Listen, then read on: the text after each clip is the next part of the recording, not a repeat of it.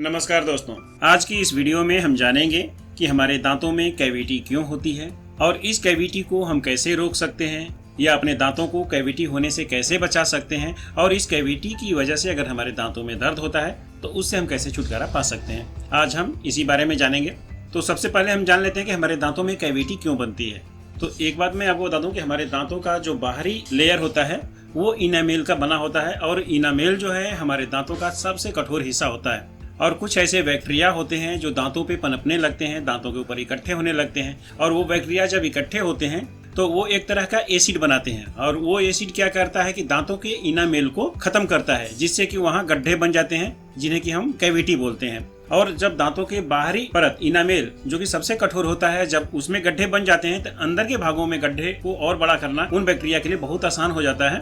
अब अगला सवाल है कि दांतों में जो कैविटी बन जाती है इससे हम कैसे छुटकारा पा सकते हैं या दांतों की कैविटी से हम कैसे मुक्ति पा सकते हैं।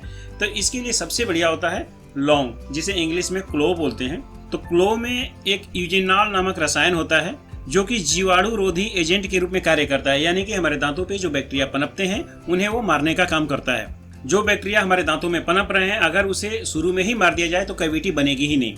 इसके लिए सबसे बढ़िया है कि आप एक लौंग लीजिए और दांतों के बीच में दबा कर रखिए। इससे क्या होगा, वो बैक्टीरिया खत्म हो जाएंगे कुछ देर तक अगर दबा कर रखते हैं तो फिर गड्ढे बनने का, दांतों में कैविटी बनने के चांसेस जो हैं वो बहुत कम हो जाएंगे। अगर उस कैविटी की वजह से आपके दांतों में दर्द होता है तब भी आप लौंग का इस्तेमाल कर सकते हैं। लौंग को दोनों दांतों के बीच में दबाकर कुछ देर तक रखिए, इससे भी आपको दांतों के दर्द में आराम मिलेगा। अगर आप चाहें तो लौंग की जगह लौंग के तेल का भी इस्तेमाल कर सकते हैं। लौंग की तेल को रुए में भिगोकर उस रुए को अपने गड्ढे में रख लीजिए, दांतों का जो कैविटी है उसमें। तो इससे क्या होगा कि जो दांतों में दर्द है वो दूर होगा और जो बैक्टीरिया उसमें पनप रहे हैं वो भी खत्म होंगे।